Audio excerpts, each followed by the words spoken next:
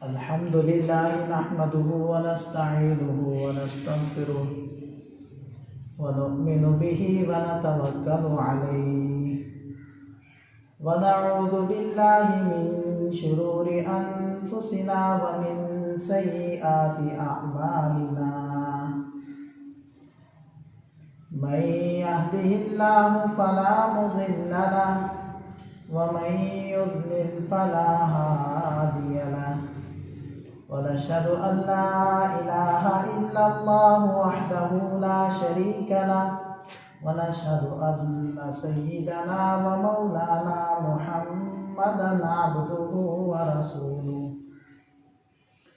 أما بعد فأعوذ بالله من الشيطان الرجيم بسم الله الرحمن الرحيم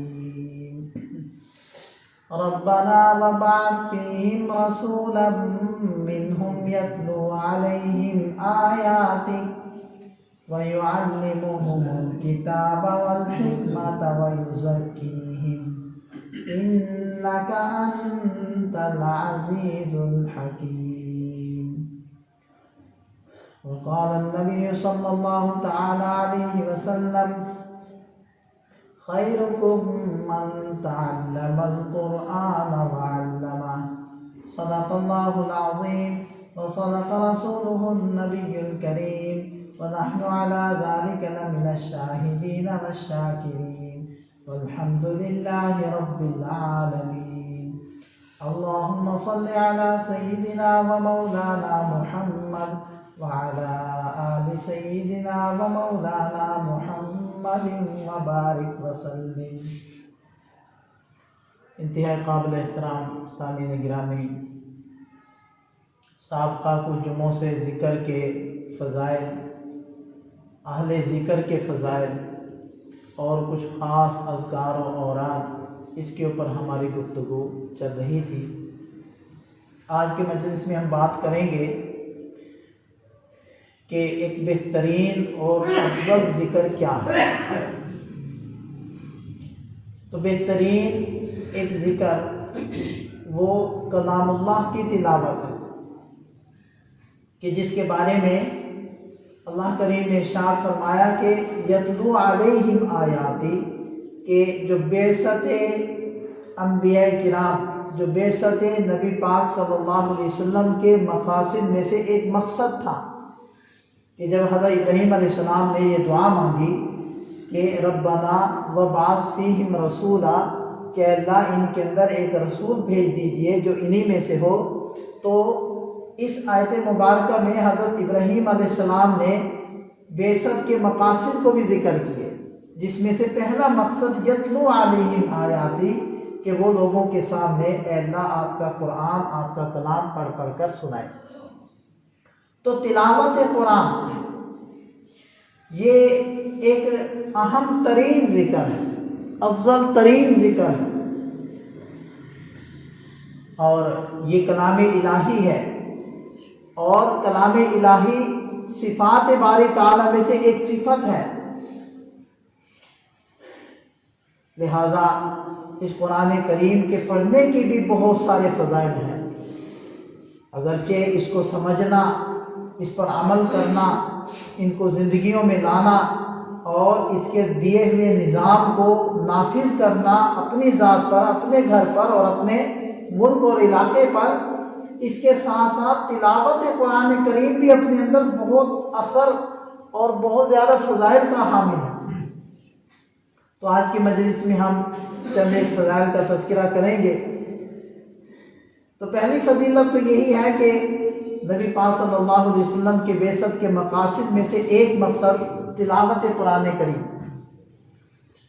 حضرت ابو امامہ رضی اللہ عنہ کی روایت ہے کہ حضور نبی کریم صلی اللہ علیہ وسلم ارشاد فرماتے ہیں کہ اقرأوا القرآن، اے لوگو قرآن پڑھو، قرآن کی تلاوت کرو، اس لیے کہ فإنہ یأتی یوم القیامہ، اس لیے کہ قرآن قیامت والے دن اپنے پڑھنے والے کے لیے شفیع، سفارشی بن کر آئے گا.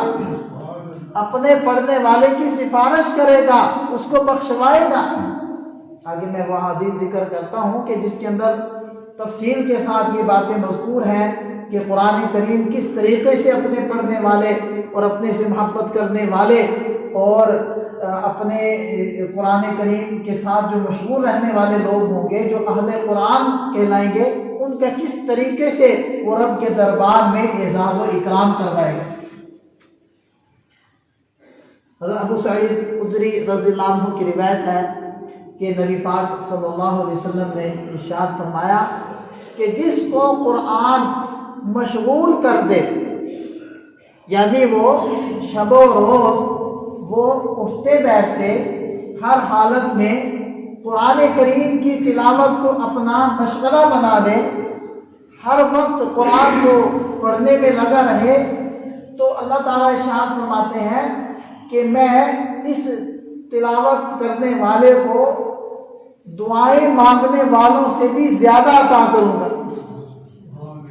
ایک بندہ دعا مانگ رہا ہے کہ اللہ مجھے یہ عطا فرما دے، یہ عطا فرما دے، دعا کا تذکرہ اور دعا کا حکم بھی خود قرآن نے دیا، اور اللہ کریم ارشاد فرماتے ہیں ادعونی استجب لکم، تو دعا بھی عبادت ہے، صرف عبادت ہی نہیں، مخ العبادہ، عبادت کا مغز ہے، عبادت کا اہم ترین حصہ ہے دعا، کیونکہ دعا کے اندر انسان براہ راست اپنے رب کی طرف متوجہ ہو کر اس رب سے اس کی رحمت کا سوال کرتا ہے۔ تو نماز کا مقصد بھی رب کی یاد ہے،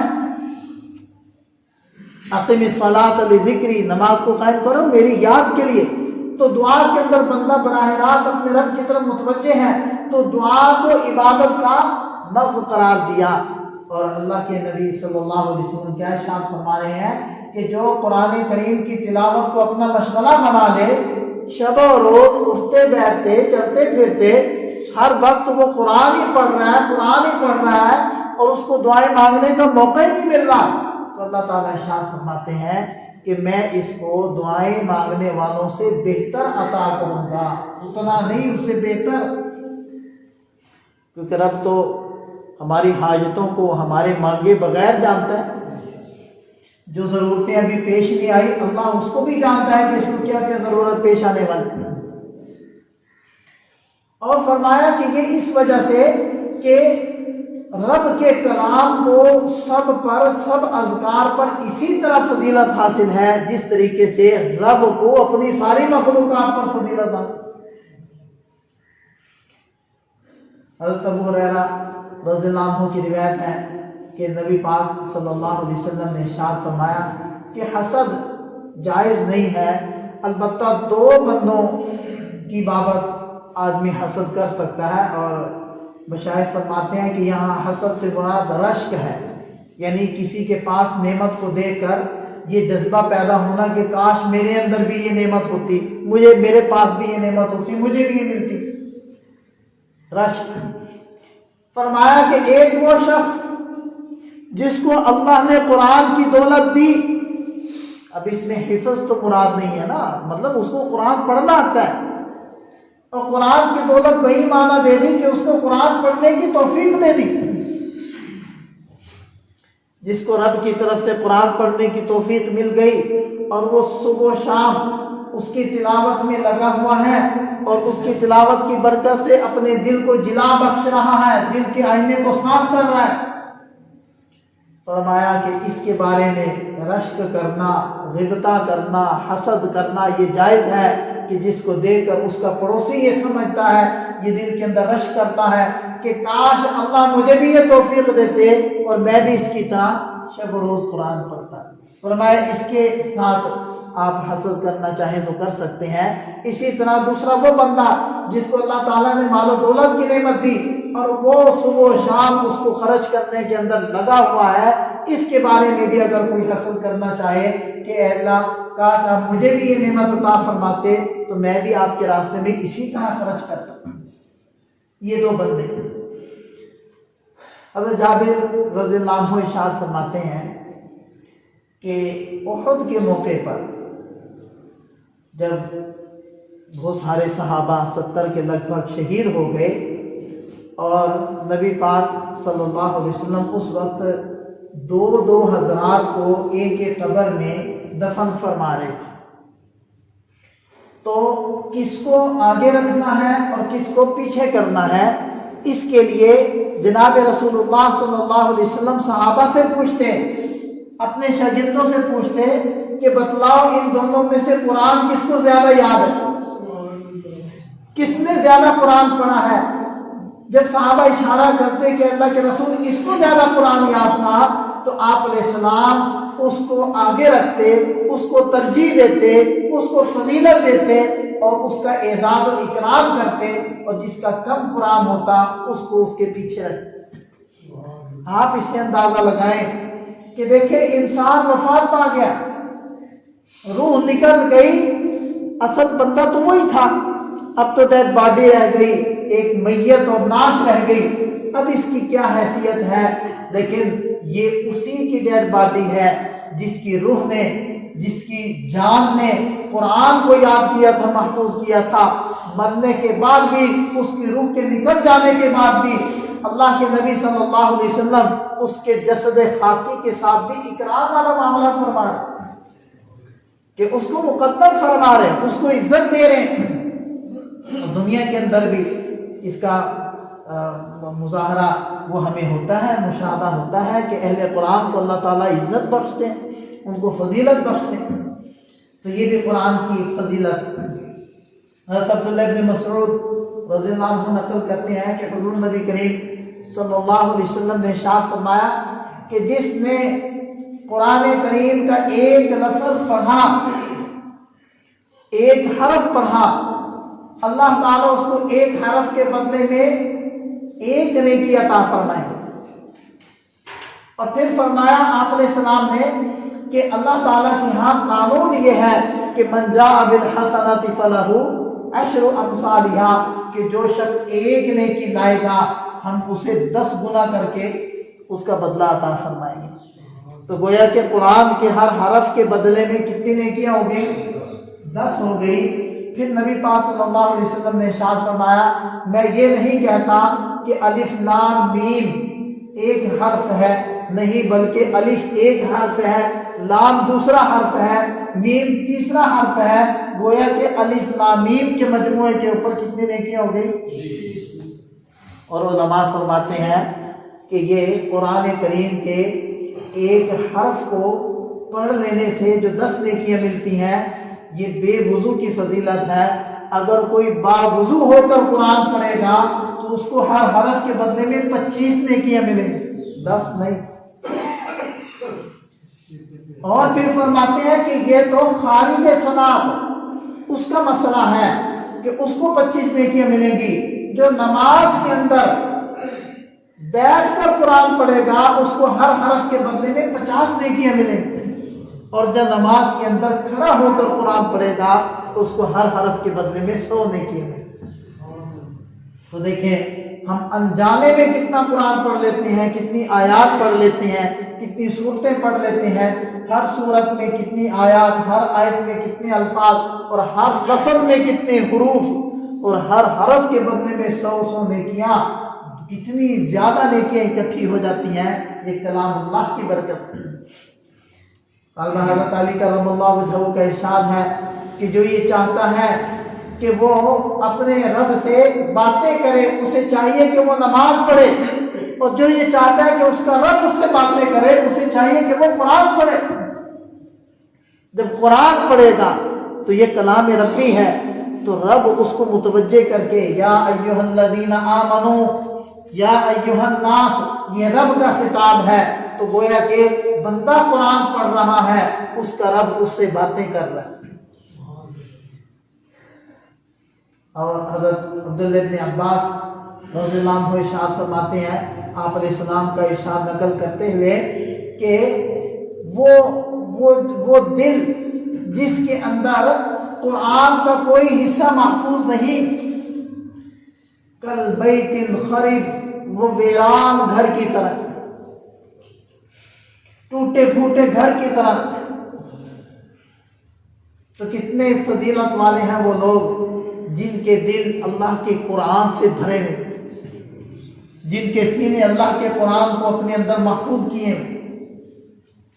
حضرت عبداللہ رضی اللہ عنہ روایت کرتے ہیں کہ حضور نبی کریم صلی اللہ علیہ وسلم نے ارشاد فرمایا کہ قیامت کا دن ہوگا تو اللہ تعالیٰ حافظ قرآن کو بلائے گا، قرآن والے کو بلائے گا اور ارشاد فرمائے گا اے قرآن والے آ، قرآن پڑھنا شروع کر، جیسے تو دنیا میں قرآن پڑھتا تھا یہاں بھی قرآن پڑھ۔ تو وہ قرآن پڑھے گا، اللہ تعالیٰ فرمائیں گے جیسے دنیا میں آہستہ آہستہ ٹھہر ٹھہر کر پڑھتا تھا یہاں بھی آہستہ آہستہ ٹھہر ٹھہر کر پڑھ۔ پھر فرمائیں گے ورتقی، اب تو جنت کے درجات پر چڑھنا شروع ہو جا، ایک آیت پڑھے گا ایک درجہ بلند، دوسری آیت پڑھے گا دوسرا درجہ بلند، 6666 آیات پڑھے گا تو 6666 درجے پر پہنچے گا۔ تو گویا کہ اس قرآن والے کو جنت کا آخری درجہ ملے گا، جنت میں سب سے اونچا درجہ ملے گا۔ تو گویا کہ جتنی آیات ہے اتنے ہی جنت کے درجات ہیں، اور آخری درجے پر قرآن والا ہوگا جو قرآن کو سینے سے لگا کر دنیا میں قرآن سے محبت کرتا ہوگا، قرآن کی تلاوت کرتا ہوگا، یہ اس کو فضیلت ملے۔ حافظ قرآن بھی اس میں آ گیا اور قرآن سے محبت کرنے والا بھی آ گیا، سب آ گیا۔ اسی طرح حضرت ابو ہریرہ رضی اللہ عنہ کی روایت ہے کہ نبی پاک صلی اللہ علیہ وسلم نے ارشاد فرمایا کہ قیامت کے دن جب قرآن حافظ قرآن صاحب قرآن آئے گا تو قرآن بھی آئے گا اور وہ اللہ تعالیٰ سے گزارش کرے گا کہ اے اللہ اس کو زیور پہنائیے، تو اللہ تعالیٰ کی طرف سے حکم ہوگا تو اس قرآن والے کو کرامت کا ایک تاج، عزت کا تاج پہنا دیا جائے۔ اب وہ عزت کا تاج کیسا ہوگا یہ تو اللہ ہی بہتر جانتے ہیں۔ وہ عزت کا تاج پہنایا جائے گا تو پھر قرآن عرض کرے گا کہ اے اللہ زیادتی کیجئے اور عطا فرمائیے، تو اللہ تعالیٰ اس کو بزرگی اور عزت کا پورا جوڑا عطا فرمائیں گے۔ اب اس سے کیا مراد ہے، کیسا جوڑا ہوگا، اس کی حقیقت تو اللہ ہی جانتے ہیں۔ پھر وہ قرآن اللہ تعالیٰ سے گزارش کرے گا اے اللہ آج اس بندے سے راضی ہو جائیے، تو اللہ تعالیٰ پھر اس بندے سے راضی ہو جائیں گے۔ تو یہ ایسا دوستی لگاتا ہے قرآن کہ جو دوستی کو نبھاتا ہے، نبھانے والا ہے یہ دوستی کو۔ حضرت عبداللہ رضی اللہ عنہ ارشاد فرماتے ہیں نبی پاک صلی اللہ علیہ وسلم کا ارشاد نقل کرتے ہوئے من احب القرآن، جو قرآن سے محبت کرتا ہے اس کو خوشخبری ہو۔ اور ایک حدیث میں من قرأ القرآن فلیستبشر، جو قرآن پڑھتا ہے اس کے لیے خوشخبری، قرآن والے کے لیے تو خوشخبری ہی خوشخبری۔ حضرت براء رضی اللہ عنہ فرماتے ہیں کہ ایک مرتبہ رات کو میں قرآن پڑھ رہا تھا، تلاوت کر رہا تھا، تو میرے قریب میں گھوڑا بندھا ہوا تھا تو وہ بدکنے لگا، ہنہنانے لگا۔ تو کہتے ہیں کہ میں قرآن پڑھتا پڑھتا خاموش ہو گیا تو وہ بھی ہنہنانا بند ہو گیا۔ تھوڑی دیر میں پھر میں نے قرآن پڑھنا شروع کیا تو پھر وہ بھی بدکنے لگا، تو پھر میں گھبرا گیا اور قرآن پڑھنا بند کر دیا، پھر وہ سکون میں آ گیا۔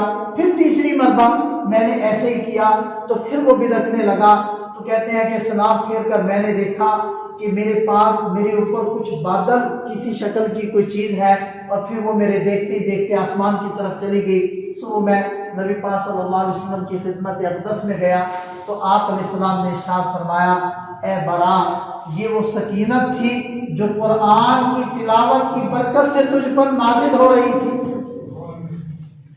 اور بالکل اس سے ملتی جلتی ایک اور روایت ہے جس کے راوی حضرت ابو موسیٰ اشعری رضی اللہ عنہ، وہ فرماتے ہیں کہ ایک صاحب آپ صلی اللہ علیہ وسلم کی خدمت میں آئے اور کہنے لگے کہ اللہ کے رسول، رات میں اپنے کھجوروں کے باغ کے اندر تلاوت کر رہا تھا، قرآن پڑھ رہا تھا کہ میرا گھوڑا زور زور سے کودنے لگا، تو یا رسول اللہ میں خاموش ہو گیا، رک گیا۔ تو آپ علیہ السلام نے فرمایا کہ تو اللہ کے بندے تو قرآن پڑھتا رہتا۔ کہتے ہیں یا رسول اللہ میں نے ہمت کر کے پھر قرآن پڑھنا شروع کیا تو پھر گھوڑا بھڑکنے لگا تو میں پھر ڈر گیا، پھر میں رک گیا۔ تو آپ علیہ السلام نے فرمایا اللہ کے بندے تو قرآن پڑھتا رہتا۔ اس نے پھر تیسری مرتبہ کہا یا رسول اللہ پھر میں نے ہمت کی، پھر قرآن پڑھنا شروع کیا، پھر گھوڑا بھڑکنے لگا تو میں پھر ڈر گیا، چپ ہو گیا۔ آپ علیہ السلام نے پھر فرمایا اللہ کے بندے تو قرآن پڑھتا رہتا۔ پھر کہنے لگے کہ اللہ کے رسول میں نے دیکھا کہ کچھ بادل سے ہیں اور اس کے اندر چراغ کی طرح کی روشنیاں ہیں اور وہ آسمان کی طرف چلی گئی۔ تو آپ علیہ السلام نے ارشاد فرمایا اگر تو قرآن پڑھتا رہتا اور صبح ہو جاتی تو سارے مدینے والے آنکھوں سے فرشتے دیکھ لیتے۔ اور ایک اور حدیث میں ایک اور راوی یہ یوں نقل کرتے ہیں کہ اللہ کے بندے تو اگر قرآن پڑھتا رہتا تو عجیب و غریب چیزیں دیکھتا۔ تو وہ صحابی کہنے لگے کہ اللہ کے رسول میں تو گھبرا گیا تھا اس لیے پھر میں قرآن نہ پڑھ سکا، میں گھبرا گیا۔ تو یہ ساری قرآن کی پڑھنے کی برکتیں ہیں۔ تو پھر یوں کہا جا سکتا ہے کہ قرآن رب کی رحمت کے کھینچنے کے لیے ایک مقناطیس ہے۔ قرآن پڑھنے سے قرآن رب کی رحمت کو ایسے کھینچتا ہے جیسے کہ مقناطیس لوہے کو کھینچتا ہے۔ اور ایک اور حدیث پاک میں آتا ہے کہ نبی پاک صلی اللہ علیہ وسلم ارشاد فرماتے ہیں کہ اللہ تعالیٰ کی تعظیم میں سے 3 باتیں ہیں، یعنی اگر کوئی اللہ تعالیٰ کی تعظیم کرنا چاہتا ہے تو اس میں 3 باتیں ہیں۔ پہلی بات یہ ہے کہ بوڑھے مسلمان کا اکرام کرو۔ بوڑھے مسلمان کا اکرام کرنا یہ اللہ تعالیٰ کی تعظیم کرنا ہے۔ اور حامل قرآن کا اکرام کرو، قرآن والے کا اکرام کرو۔ اور تیسرے نمبر پر فرمایا کہ عادل بادشاہ کا اکرام کرو، اس کی عزت کرو، اس کی توقیر کرو۔ یہ 3 باتیں رب کی تعظیم کے اندر داخل ہیں۔ حضرت انس رضی اللہ عنہ روایت کرتے ہیں کہ نبی پاک صلی اللہ علیہ وسلم نے ارشاد فرمایا کہ کچھ لوگ ایسے ہیں جو اللہ تعالیٰ کے اہل ہیں۔ اہل جیسے کہ ہمارے اہل و عیال ہوتے ہیں نا، اس انداز میں کہ کچھ لوگ ایسے ہیں جو اللہ تعالیٰ کے اہل و عیال ہیں، وہ خاص ہیں اللہ تعالیٰ کے ساتھ۔ تو صحابہ نے پوچھا یا رسول اللہ وہ کون ہے؟ تو آپ علیہ السلام نے فرمایا وہ اہل قرآن ہے، جو قرآن والے ہیں، جو قرآن کے ساتھ محبت رکھنے والے ہیں، جو قرآن کو پڑھنے والے ہیں، پڑھانے والے ہیں، یہ اہل اللہ ہیں، یہ اللہ کے گھر والے۔ حضرت عبداللہ ابن عمر رضی اللہ عنہ کی روایت ہے کہ آپ علیہ السلام نے ارشاد فرمایا 2 چیزیں قیامت کے دن سفارش کریں گی اور ان دونوں کی سفارش اللہ تعالیٰ قبول کرے گا۔ پہلے سے اللہ تعالیٰ نے بتا دیا کہ جب یہ 2 چیزیں سفارش کریں گی میں ان کی سفارش قبول کروں گا، میں ان کی بات مانوں گا۔ ان میں سے پہلا قرآن ہے اور دوسرا روزہ ہے۔ روزہ بھی سفارش کرے گا اور قرآن بھی سفارش کرے گا۔ تو یہ تھے کچھ فضائل قرآن کریم کے۔ اب میں چند صورتوں کے کچھ خاص فضائل ہیں وہ ذکر کرتا ہوں۔ سورۃ البقرہ کی آخری جو 2 آیتیں ہیں، آپ صلی اللہ علیہ وسلم کا ارشاد ہے کہ جو 2 یہ آیتیں پڑھ لے گا ہر رات میں، یہ اس بندے کو، اس پڑھنے والے کے لیے کافی ہو جائیں گی، اس کے لیے کفایت بن جائیں گی، یعنی ہر مسئلے کا حل بن جائے گی۔ سورۃ البقرہ کی آخری 2 آیتیں۔ اسی طرح آپ علیہ السلام نے ارشاد فرمایا کہ جب تمہارے بیمار مرنے کے قریب ہوں تو سورہ یاسین پڑھا کرو۔ اور سورۃ الیاسین یہ قرآن کریم کا دل ہے، قلب القرآن ہے، قرآن کا دل۔ اور ایک حدیث پاک میں آیا کہ سورہ اخلاص 1 مرتبہ پڑھنے سے 1/3 قرآن پڑھنے کا ثواب ملتا ہے، 1/3 حصہ قرآن پڑھنے کا ثواب ملتا ہے، اور 3 مرتبہ سورۃ الفاتحہ پڑھ لینے سے پورے قرآن پڑھ لینے کا ثواب ملتا ہے۔ اور ایک مرتبہ نبی پاک صلی اللہ علیہ وسلم نے ارشاد فرمایا کہ جو شخص 3 مرتبہ سورۃ الفاتحہ پڑھے گا اللہ تعالیٰ اس کے لیے ایک جنت میں محل بنا دیں گے۔ حضرت عمر رضی اللہ عنہ جی ہاں جی حضرت عمر رضی اللہ عنہ وہاں موجود تھے، سورۃ الاخلاص کے بارے میں حضرت عمر رضی اللہ عنہ موجود تھے۔ انہوں نے کہا کہ یا رسول اللہ پھر تو ہم تین مرتبہ بہت مرتبہ سورۃ الاخلاص پڑھ لیں گے۔ تو نبی پاک صلی اللہ علیہ وسلم نے ارشاد فرمایا عمر تم لوگ جتنی مرتبہ چاہے پڑھتے جاؤ، تم پڑھ کے تھک جاؤ گے، رب محل بناتے بناتے نہیں تھکے گی۔ تو سورۃ الاخلاص کتنی چھوٹی سی سورت۔ ایک مرتبہ آپ علیہ السلام نے ایک لشکر بھیجا، اس لشکر کے وہ جب لشکر واپس آیا تو آپ علیہ السلام نے کارگزاری لی، احوال پوچھے تو سب نے کہا کہ اور تو کوئی نئی بات نہیں، البتہ جو ہمارے امیر تھے ان کی عادت ہم نے عجیب دیکھی کہ ہر نماز کی ہر رکعت میں سورہ اخلاص ضرور پڑھتے تھے، ہر نماز کی ہر رکعت میں سورہ اخلاص پڑھتے۔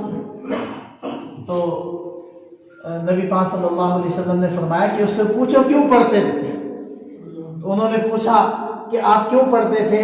وہ کہنے لگے اس لیے پڑھتا تھا کہ مجھے اس سورت سے محبت ہے، کیونکہ اس سورت میں اللہ جل شانہ کی صفات کو بیان کیا گیا ہے۔ قل هو اللہ احد، کہہ دو اللہ الصمد، وہ بے، لم یلد، وہ پیدا، ولم یولد، اس سے کوئی پیدا نہیں، ولم یکن لہ کفوا احد، کوئی بھی اس کا برابر نہیں ہے۔ اس صورت میں رب کی صفات ایسی ہیں، مجھے اس صورت سے محبت ہے۔ جب صحابہ نے آ کر یہ بات بتلائی تو آپ علیہ السلام نے فرمایا جا کے اس کو بتلاؤ جیسے تجھے اس صورت سے محبت ہے، رب اسی طرح تجھ سے محبت کرتا ہے۔ حضرت معاویہ بن معاویہ مزنی رضی اللہ عنہ جب ان کی وفات ہو گئی، آپ علیہ السلام سفر میں تھے، فرشتے نے آ کر اطلاع دی یا رسول اللہ معاویہ بن معاویہ المزنی رضی اللہ عنہ انتقال کر گئے، آپ ان کا جنازہ پڑھنا چاہتے ہیں؟ تو آپ علیہ السلام نے فرمایا ہاں پڑھنا چاہتا ہوں۔ فاصلے تھے، جبریل علیہ السلام نے پر مارا، فاصلے سمٹ گئے۔ صحابہ کہتے ہیں ہمیں یوں محسوس ہو رہا تھا کہ جنازہ ہمارے سامنے رکھا ہوا ہے۔ آپ علیہ السلام نے نماز جنازہ پڑھی۔ یہ کس چیز کی برکت تھی؟ یہ ان کی سورہ اخلاص کے ساتھ محبت تھی۔ اس محبت کی برکت سے اللہ تعالیٰ نے یہ اکرام کروایا کہ سفر کے دوران بھی جناب رسول اللہ صلی اللہ علیہ وسلم سے ان کا جنازہ پڑھا۔ سورہ اخلاص چھوٹی سی سورت۔ اسی طرح نبی پاک صلی اللہ علیہ وسلم نے ارشاد فرمایا ہر نماز کے بعد معوذتین پڑھا کرو۔ سورہ فلق اور سورہ ناس آخری قرآن کی 2 صورتیں۔ آپ علیہ السلام پر بھی جب جادو ہوا تو اللہ تعالیٰ نے یہ صورتیں نازل فرمائی۔ حضور صلی اللہ علیہ وسلم یہ صورتیں پڑھتے رہے، آیات پڑھتے گئے اور جادو والوں کی لگائی ہوئی گریں وہ کھلتی گئی۔ ان 2 صورتوں کا تو ہم خاص طور پر اہتمام کریں اور صبح و شام پڑھ کر اپنے بچوں پر دم کریں، اپنے اوپر دم کریں۔ محمد ہوتے ہیں سورۃ البقرہ جو پڑھے گا آپ علیہ السلام نے ارشاد فرمایا اس کے اوپر جادو اثر نہیں کرے۔ کسی جگہ جادو کے اثرات ہیں، جنات کے اثرات ہیں، آپ سورۃ البقرہ شروع کر دیں، جنات بھاگ جائیں گے اس جگہ کو چھوڑ۔ سورۃ الفاتحہ خلاصۃ القرآن، ہر نماز کی ہر رکعت کا حصہ سورۃ الفاتحہ۔ اس کے بارے میں فرمایا کہ یہ سورۃ الشفا ہے، یہ سورۃ الشفا ہے کہ اس کو پڑھ کر جب آپ دم کریں گے تو اللہ تعالیٰ اس سے آپ کو شفا عطا فرما دیں، اس مرض سے شفا عطا فرما دیں گے۔ اور اس سورت کو پڑھیں گے، سمجھیں گے، اللہ تعالیٰ دل کی بیماریوں سے شفا عطا فرما دیں۔ اس میں عقیدہ بھی ہے، عبادت بھی ہے۔ پھر سورۃ الرحمن کے بارے میں فرمایا کہ سورۃ الرحمن زینت القرآن، قرآن کی زینت، قرآن کی خوبصورتی۔ اور آج کل تو باقاعدہ سورۃ الرحمن کے ذریعے سے مریضوں کا علاج کیا جا رہا ہے۔ اور ایک زراعت کے انجینئر نے باقاعدہ سرچ کی ہے اور کئی مہینے لگا کر اس نے یہ سرچ کر کے ایک باقاعدہ ویڈیو بنائی ہے جس کے اندر اس نے بتایا ہے کہ ان فصلوں اور پودوں کے اوپر بھی ہماری آوازوں کا اثر ہوتا ہے۔ اگر ہم غمزدہ باتیں کرتے ہیں جن کھیتیوں اور پودوں کے پاس، وہ बेचारे गमज़दा हो जाते हैं, उनमें परवरिश नहीं होती, ग्रोथ नहीं होती। और उन्होंने सारी बात का खुलासा एंड पर उन्होंने कहा कि फिर हमने तजर्बा किया कि एक फसल पर हमने तिलावत की और कुरान पढ़ा, उस फसल का रिजल्ट सबसे ज्यादा अच्छा था, वो सबसे ज्यादा हुई और बेहतर अंदाज में हुई, सबसे ज्यादा फसल वहीं से निकली जहां हमने कुरान पढ़ा था। ये कुरान के यानी जिन चीजों को हम ला बेशऊरी समझते हैं, गैर हिस्सी समझते हैं, उनके अंदर भी कुरान करीम सुनने की ताकत मौजूद है और उनके अंदर भी कुरान करीम के असरात। सूरतुल मुल्क नबी पाक सल्लल्लाहु अलैहि वसल्लम ने इरशाद फरमाया, एक सूरत मैं ऐसी जानता हूँ 30 आयत की अल्लाह ताला ने नाजिल फरमाई, जो इसको पढ़ने का एहतमाम करेगा अल्लाह अज़ाब कब्र से उसको बचाएगा। हज़रत उस्मान गनी रज़ियल्लाहु अन्हु जन्नत जहन्नुम का तज़किरा सुनकर नहीं इतना रोते थे जितना कब्र का तज़किरा सुनकर रोते थे। जब सहाबा ने पूछा तो फरमाने लगे, ये पहली मंजिल है, अकेले जाना है, मनो मिट्टी के नीचे दबना है, किसको नहीं डर लगता कब्र में जाने से। अल्लाह के नबी सल्लल्लाहु अलैहि वसल्लम ने उसका भी हल दे दिया कि ये सूरतुल मुल्क तुम हर रोज पढ़ लेना रात को, अल्लाह ताला इसकी तिलावत की बरकत से तुम्हें अज़ाब कब्र से महफूज फरमा दे। कितने आसान काम। नबी पाक सल्लल्लाहु अलैहि वसल्लम ने इरशाद फरमाया, अल कुरान हुज्जतुन लका औ अलैक, कि कुरान या तेरे हक में हुज्जत है या तेरे खिलाफ हुज्जत है। कुरान क़यामत के दिन या तो तेरे लिए शफी और सिफारिशी बनेगा या तेरे खिलाफ खड़ा होकर मुद्दई बनेगा। फिर आपने सलाम में फरमाया, एक बात याद रखना, कुरान ऐसा शफी है जिसके लिए सिफारिशी बन जाएगा, सिफारिश कबूल की जाएगी, इसकी बात मानी जाएगी, लेकिन जिसके खिलाफ कुरान ने दावा किया तो इसका दावा भी सुना जाएगा। अब मेरे मोहतरम दोस्तों, वक़ाल रसूल इन्ना हाज़ल कौम इत्तख़ज़ू हाज़ल कुरान महजूरा, क़यामत के दिन हुजूर नबी करीम सल्लल्लाहु अलैहि वसल्लम कहेंगे, ए अल्लाह, मेरी इस कौम ने, मेरे इन उम्मतियों ने इस कुरान को छोड़ा था जिसको मैंने 23 साल के अरसे में वही के जरिए से आपसे लिया था। 23 साल की अमली और कौली जिंदगी से उम्मत को सिखाया था, इस उम्मत ने उस कुरान को छोड़ा था। आप अलैहिस्सलाम भी वो मुद्दई बनेंगे और कुरान खुद मुद्दई बनेगा और रब के दरबार में हाजिर होगा कि ए अल्लाह, इसने मुझे ना पढ़ा ना पढ़ना सीखा, बकिया सब कुछ सीख लिया, दुनियादारी सीख ली, दुनिया की जुबानें मुरव्वज जुबानें सीख ली और दुनिया की मुश्किल आसान फनून और टूल्स गैजेट्स वो सीख लिए, नहीं सीखा तो मुझे नहीं सीखा। उम्मत का कितना बड़ा तबका सही कुरान पढ़ना नहीं जानता और कुरान होता ही सही है, गलत कुरान कुरान ही नहीं होता। आप किसी मुफ्ती साहब से यह फतवा पूछें कि मखारिज की अदायगी से हटकर जो हम पंजाबी में कुरान पढ़ते हैं, क्या आया ऐसे कुरान पढ़ना जायज है, तो फतवा आएगा हराम है। हराम से नीचे फतवा कोई नहीं। अब मुझे आप बताएं कि कुरान, आप इस्लाम ने इरशाद फरमाया, बाद लोग कुरान पढ़ते हैं, कुरान उन पर लानत करता है। भी नाश हो तेरा, तो मेरा तूने क्या हाल कर दिया। मैं कुरान पर तुम्हें देगा, कुरान लानत करेगा और कुरान पढ़ेगा, हराम का गुनाह होगा। ये कौन लोग होंगे? ये वो लोग होंगे जिन्होंने कुरान को सीखा नहीं है। कई फमत तफका, जैसे पढ़ लिया बस पढ़ लिया, ये वो लोग। इस पर फिक्रमंद हो जाने की जरूरत है, कहीं हमारा कुरान हमें हराम का गुनाह तो नहीं दिलवा रहा। ये कुरान कहीं क़यामत के दिन मेरा गिरबान न पकड़ ले, मुझे झंझोड़े कि अल्लाह, इसको अंग्रेजी तो आती थी, इसको पंजाबी उर्दू तो आती थी, इसको कंप्यूटर मोबाइल तो आता था, मोबाइल के लिए घंटों थे, कंप्यूटर के लिए घंटों थे, नहीं था तो मेरे लिए इसके पास वक्त नहीं था, मुझे ना पढ़ा ना सीखा। बाद लोग कह देते हैं कि जी बड़ी उम्र हो गई है, अब हमसे नहीं पढ़ा जाता। अक्सर सहाबा ने बड़ी उम्र में कुरान सीखे, ये कोई उज़र नहीं। बच्चों को हम किधर लगा रहे हैं, क्या सिखा रहे हैं, हमारी तरजीहात क्या है, وہ ایک شعر اس بات کو سمجھا دے گا کہ وہ معزز تھے زمانے میں، مسلمان ہو کر ہم خار ہوئے تارک قرآن ہو۔ انہوں نے قرآن کو تھاما، قرآن کو آگے رکھا، قرآن نے سب سے آگے کر دیا، ہم نے قرآن کو پیچھے کیا، قرآن نے سب سے پیچھے کر دیا۔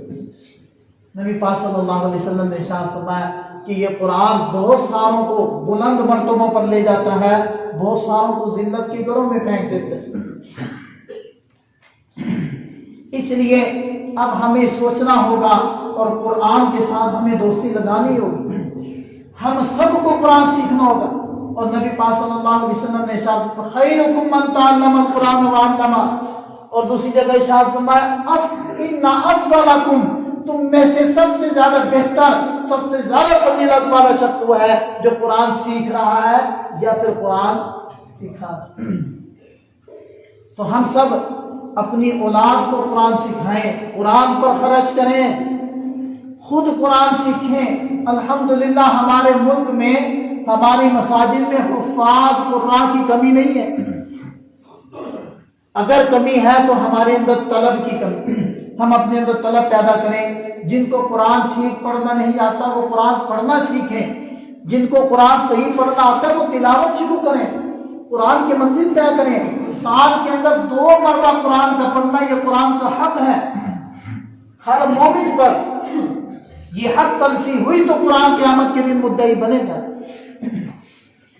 2 مرتبہ قرآن کو مکمل کر۔ حضرت شیخ زکریا صاحب رحمۃ اللہ علیہ لکھتے ہیں کہ میری بیٹی، وہ ان کی بیٹی جوانی میں ہی فوت ہو گئی تھی، تو وہ فرماتے ہیں کہ جب وہ فوت ہوئی تو اس کے چہرے پر ایک نور تھا۔ وہ فرمانے لگے کہ اس نور کی وجہ یہ تھی کہ میری بیٹی روزانہ گھر کے کام کاج کے ساتھ 18 پارے پڑھا کرتی تھی۔ آج ہمارے پاس وقت ہے، پہلے لکڑیاں کاٹ کے لانی ہوتی تھی، لکڑیوں سے چائے بنانی ہوتی تھی، اب تو بٹن دباتے ہیں۔ بہت سارے گھروں میں تیلی بھی نہیں جلاتے، بٹن کے اندر ہی تیلی ہوتی ہے، اس کو گھمائے تو آگ جل جاتی ہے۔ اتنا وقت بچ گیا، وہ لگا کہاں؟ وہ گیا فیس بک۔ وقت بچ گیا لیکن اس وقت کو ہم نے ضائع کر دیا، بے معنی لایانی چیزوں کے اندر لگا دیا۔ ہمیں اپنے گھروں کے اندر قرآن کا ماحول بنانا ہوگا، اپنی اولادوں کو قرآن کا خادم بنانا ہوگا اور خود قرآن کی تلاوت کا روزانہ اہتمام کرنا ہوگا، تب قرآن ہمارے لیے حجت بنے گا، ورنہ کل قیامت کے دن قرآن ہمارے خلاف مدعی بنے گا۔ اللہ تعالی ہمیں سمجھ عطا فرمائے۔ تو آج کی مجلس ہماری، کیونکہ کافی جمعوں سے ہمارا موضوع چل رہا ہے ذکر کے بارے میں، تو یہ ایک افضل ذکر تھا قرآن، اس کے بارے میں ہم نے کچھ معروضات پیش کی۔ اللہ تعالی ہمیں سمجھ عطا فرمائے، عمل کی توفیق عطا فرمائے۔